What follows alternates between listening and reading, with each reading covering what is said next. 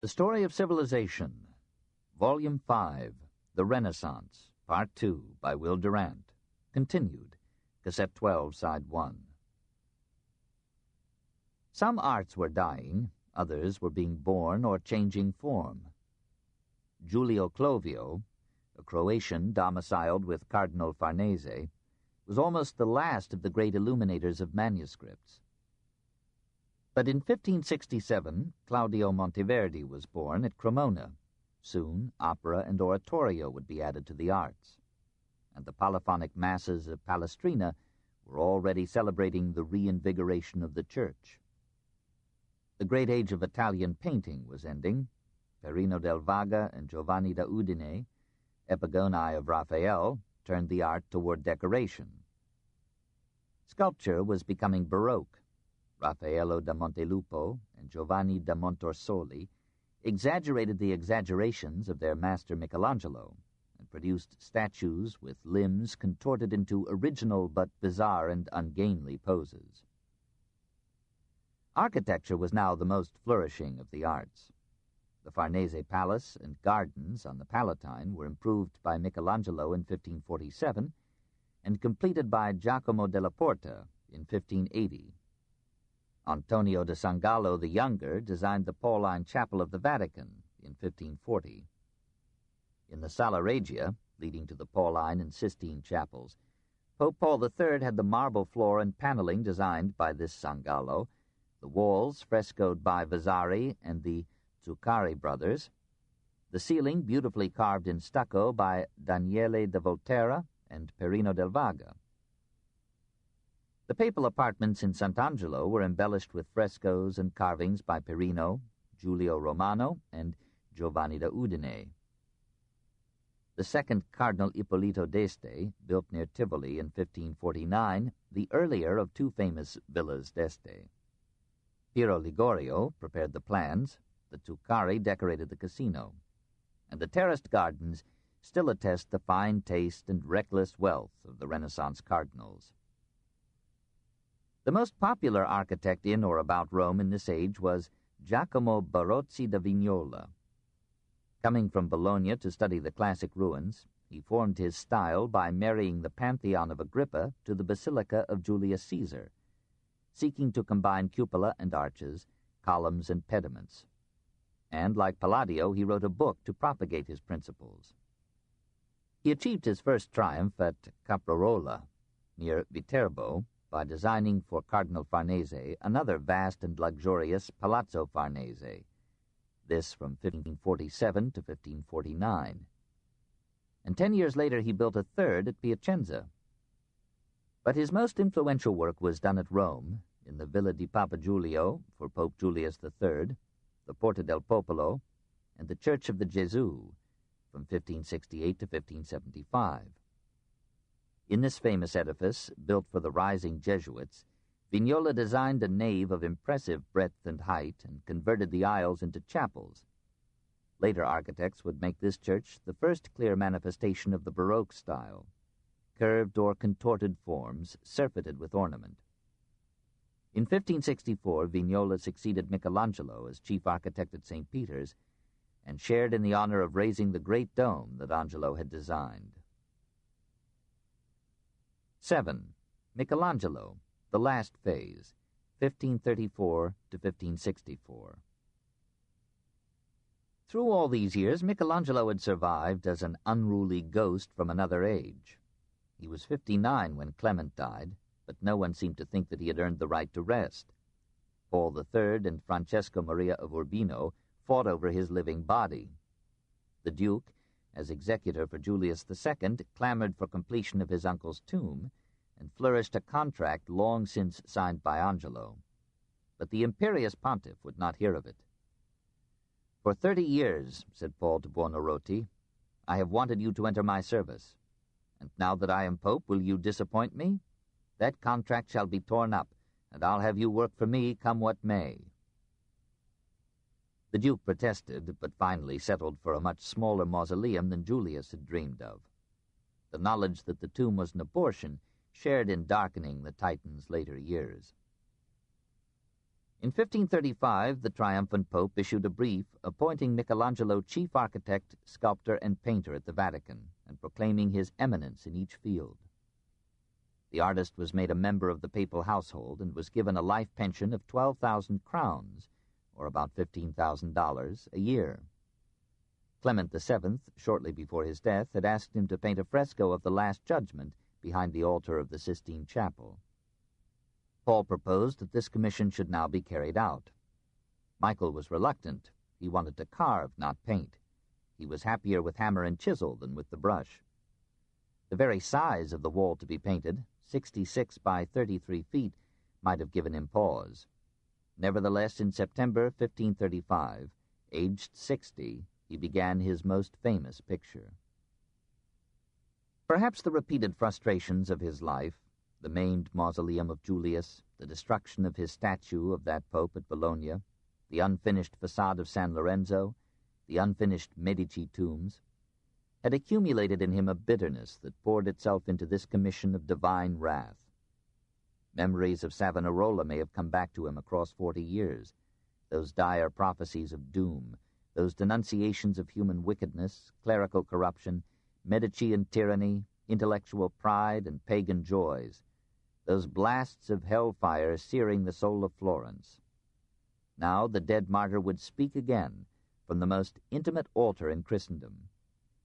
The somber artist whom Leonardo had called learned in Dante would soak himself anew in the brine of the Inferno and put its horrors on the wall where for generations to come future popes might have that inescapable judgment before them as they read the Mass.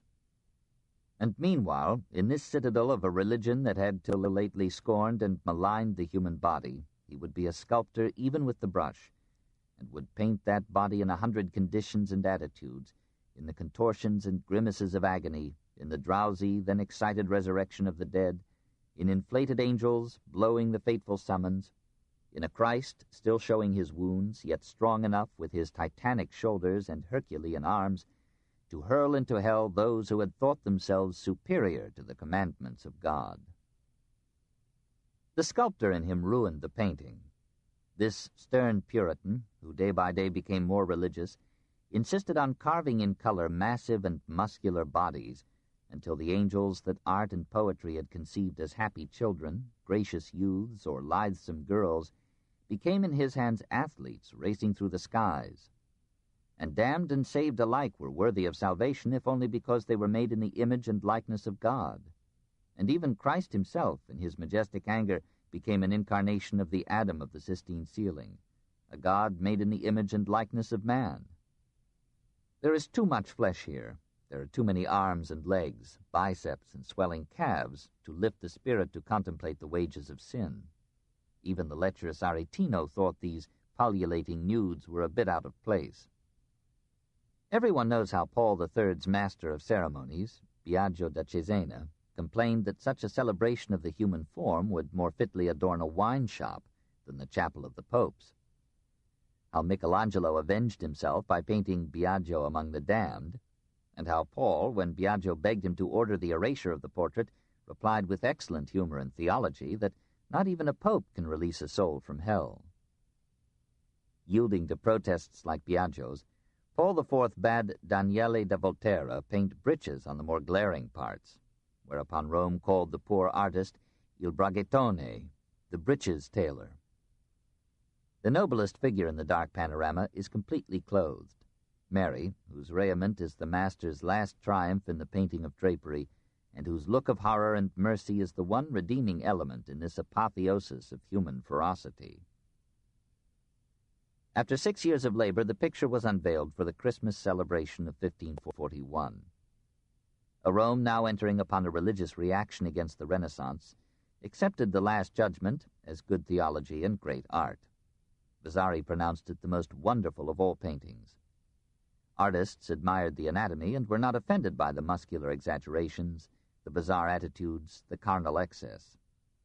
On the contrary, many painters imitated these mannerisms of the master and formed the Mannerist school that began the decadence of Italian art.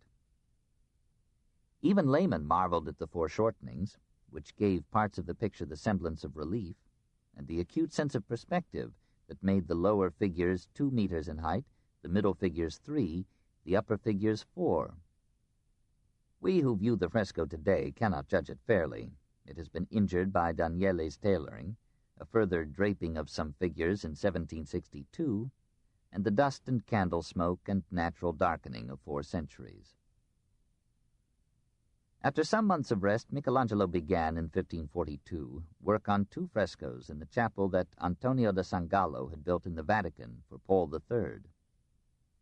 One represented the martyrdom of St. Peter, the other the conversion of St. Paul. Here again the aging artist lost himself in violent exaggerations of the human form. He was 75 when he completed these pictures, and he told Vasari that he painted them against his will and with great effort and fatigue. He did not feel too old for sculpture. Indeed, he said, the hammer and chisel kept him in health. Even during the painting of the Last Judgement, he had sought refuge and consolation now and then with the marbles in his studio. In 1539 he carved his stern and powerful Brutus, now in the Bargello, worthy of the greatest Roman portrait sculpture. Perhaps he meant it to sanction the recent tyrannicide of Alessandro de' Medici in Florence, and to serve as a reminder to future despots. 11 years later, in a tenderer mood, he carved the Pietà that stands behind the high altar of the Florentine cathedral. He hoped to make this his own sepulchral monument, and he worked on it feverishly, often continuing his labor on it at night by the light of a candle fixed in his cap. But an over-furious blow of the hammer so injured the statue that he abandoned it as irrevocably spoiled. His servant Antonio Mini begged it as a gift, received it, and sold it to a Florentine. It is an astonishing product for a man of 75 years. The body of the dead Christ is represented without exaggeration. The figure of Mary, unfinished, is tenderness petrified, and the noble face of the hooded Nicodemus could well portray, as some have thought, Michelangelo himself, who now so often meditated on the passion of Christ. His religion was essentially medieval, darkened with mysticism, prophecy, and the thought of death and hell. He did not share the skepticism of Leonardo or the blithe indifference of Raphael. His favorite books were the Bible and Dante. Toward the end of his life, his poetry turned more and more on religion. Now hath my life across a stormy sea, like a frail bark, reached that wide port where all are bidden, ere the final judgment fall, of good and evil deeds to pay the fee. Now know I well how that fond fantasy, which made my soul the worshipper and thrall of earthly art, is vain. How criminal is that which all men seek so willingly. These amorous thoughts, which were so lightly dressed, what are they when the double death is nigh? The one I know for sure, the other dread. Painting nor sculpture now can lull to rest my soul, that turns to his great love on high, whose arms to clasp us on the cross are spread. The old poet reproached himself for having composed in past years some sonnets to love, but these were apparently poetic exercises rather than passions of the flesh. The sincerest sonnets in Michelangelo's Rime are addressed to an elderly widow or a handsome youth. Tommaso Cavalieri was a Roman noble who played at painting. He came to Angelo circa 1532 for instruction, and bewitched his teacher with the beauty of his face and form, the grace of his carriage and manners. Michael fell in love with him and wrote to him sonnets of such frank admiration that some have been led to place Michelangelo with Leonardo among the famous homosexuals of history. Such fond expressions of man to man were common in the Renaissance, even among assiduous heterosexuals. Their extreme language was part of the poetic and epistolary ritual of the time. We can draw no conclusions from them. We note, however, that, outside of poetry, Michelangelo seems to have been indifferent to women until he met Vittoria Colonna. His friendship with her began about 1542, when she was 50 and he was 67. A woman of 50 can easily stir the embers of a sexagenarian, but Vittoria had no mind for it. She felt herself still bound to the Marquis of Pescara, now 17 years dead. Our friendship is stable, she wrote to Michelangelo, and our affection very sure. It is tied with a Christian knot. She sent him 143 sonnets, good but negligible. He replied in sonnets warm with admiration and devotion, but tarnished with literary conceits. When they met, they talked about art and religion, and perhaps she confessed to him her sympathy with the men who were trying to reform the church. Her influence upon him was profound. All the finest spiritual elements of life seemed gathered up in her piety, kindness, and fidelity. Something of his pessimism cleared away when she walked and talked with him, and he prayed that he might never again be the man he had been before they met. He was with her when she died in 1547. For a long time thereafter he remained down-stricken as if deranged, and he reproached himself for not having kissed her face as well as her hand in those last moments. It was shortly before her death that he assumed his last and greatest responsibility in art. When Antonio da Sangallo passed away in 1546, Paul III asked Michelangelo to undertake the completion of St. Peter's. The weary artist protested again that he was a sculptor, not an architect. Perhaps he had not forgotten his failure with the facade of San Lorenzo. The Pope insisted, and Angelo yielded with infinite regret. But, Vasari adds, I believe His Holiness was inspired by God. For this culminating task of his career, the artist refused additional remuneration, though the Pope repeatedly pressed it upon him.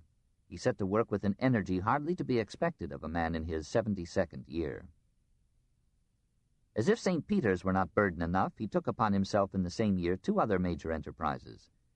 To the Palazzo Farnese he added a 3rd story, a cornice acclaimed by all for its beauty, and the 2 upper tiers of a court that Vasari judged the finest cortile in Europe. He designed a spacious flight of steps to the top of the Capitoline Hill, and placed on the summit the ancient equestrian statue of Marcus Aurelius. Later, aged 88, he began to erect at the farther end of this plateau the Palazzo del Senatore, with its lordly double staircase, and he drew up plans for the Palazzo dei Conservatori at one side of the Senate Hall, and the Museo Capitolino at the other. Even he could not live long enough to carry out all these plans, but the structures were completed on his designs by Tommaso Cavalieri, Vignola, and Giacomo della Porta. When Paul III died in 1549, some doubt arose whether his successor, Julius III, would continue Angelo as architect-in-chief at St. Peter's. Michael had rejected Antonio da Sangallo's plan as making for so dark a church that, he said, it would have been dangerous to public morals. The dead man's friends persuaded 2 cardinals to warn the Pope that Buonarroti was spoiling the edifice. Julius supported Angelo, but under a later pontiff, Paul IV, for popes came and went in quick succession in Michelangelo's life, the Sangallo faction returned to the attack. Alleging that the artist, now 81, was in his 2nd childhood, was tearing down more than he built up, and was planning quite impossible things at San Pietro. Time and again Michael thought of resigning and accepting the repeated invitations of Duke Cosimo to resume residence in Florence, but he had conceived the dome and would not leave his post until that conception was on the way to realization.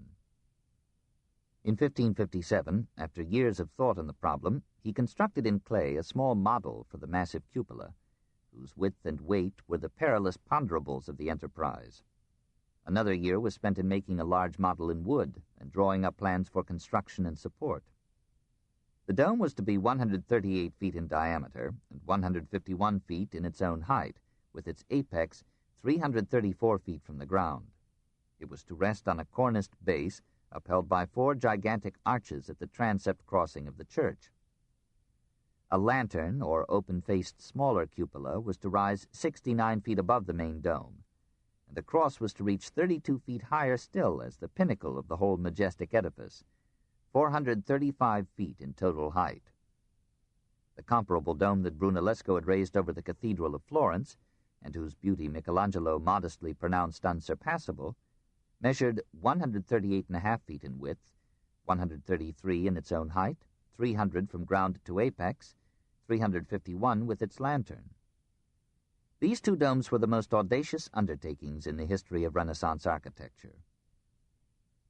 Pius IV succeeded Paul IV in 1569. Once again, the enemies of the aging Titan sought to replace him.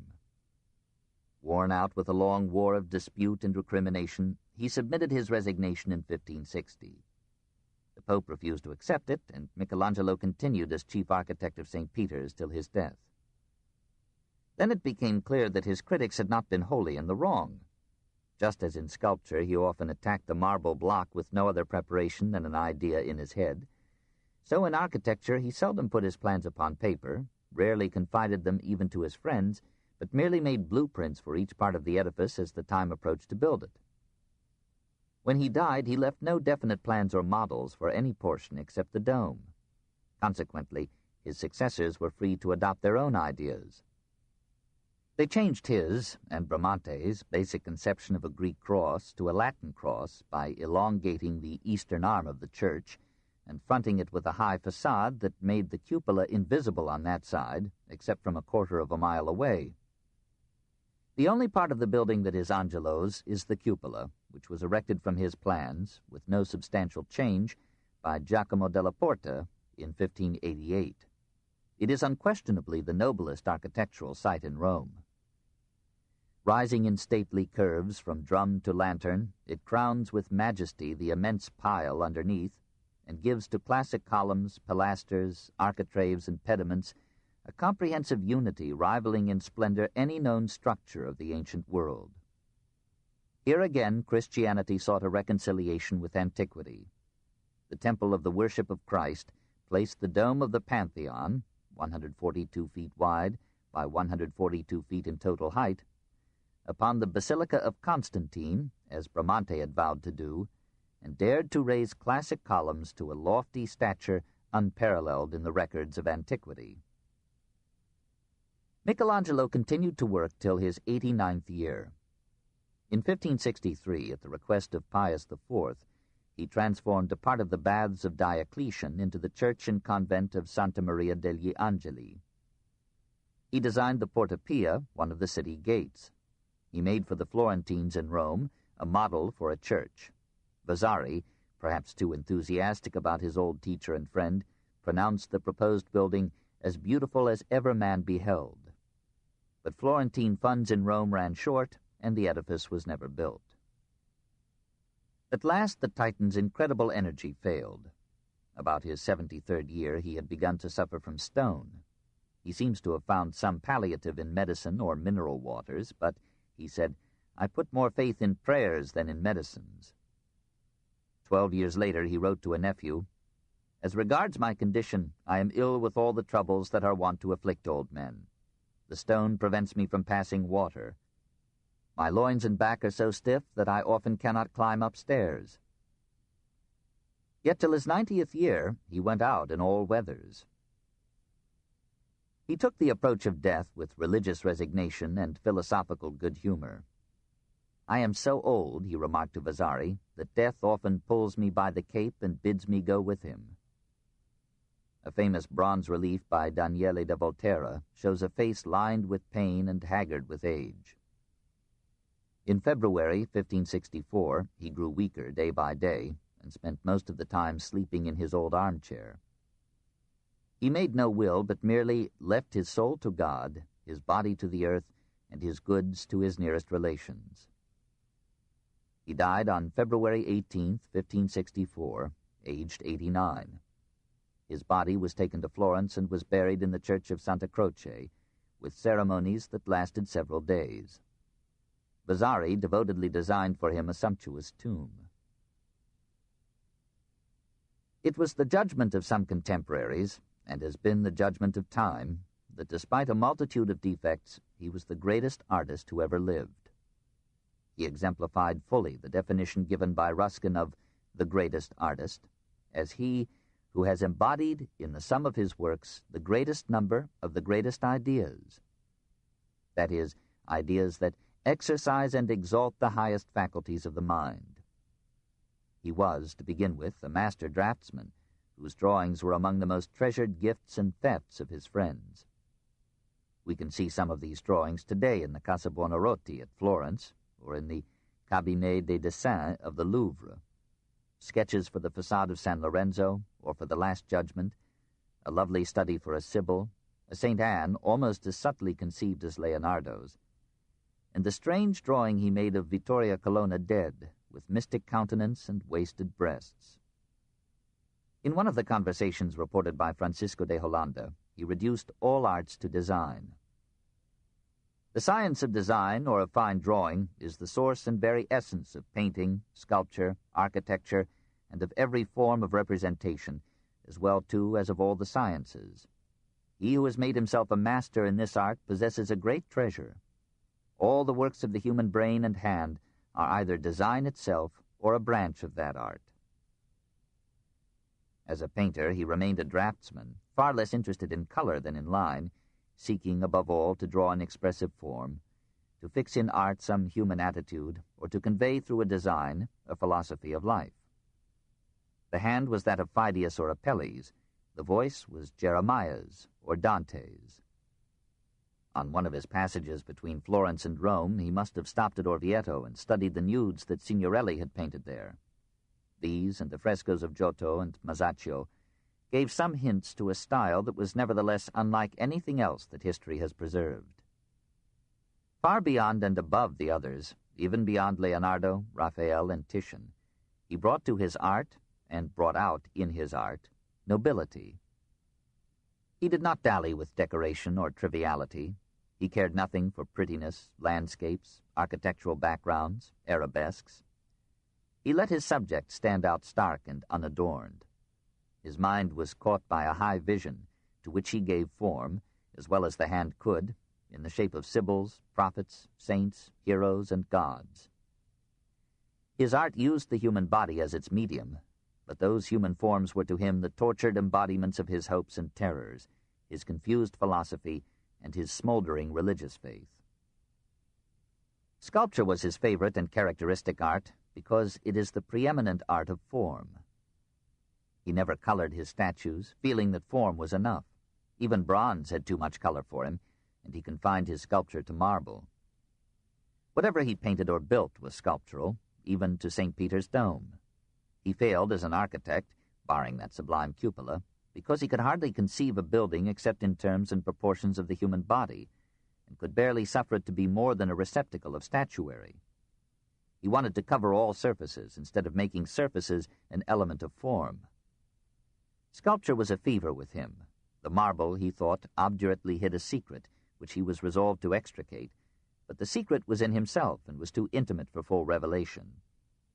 Donatello helped him a little, Della Quercia more, the Greeks less, in the struggle to give the inner vision outward form.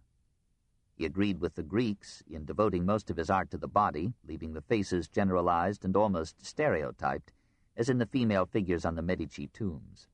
But he never achieved, his temper would not let him care for, the unimpassioned repose of Greek statuary before the Hellenistic age. He had no use for a form that did not express feeling. He lacked the classic restraint and sense of proportion. He made shoulders too broad for the head, trunks too mighty for the limbs, and limbs knotted with muscles, as if all men and gods were wrestlers taut with strife. It must be admitted that in these dramatic exaggerations of effort and emotion, the art of the Mannerists and the Baroque was born. Michelangelo did not found a school as Raphael did, but he trained some distinguished artists and wielded pervasive influence. This book is concluded on the other side of this cassette. Please reverse or turn the cassette over now.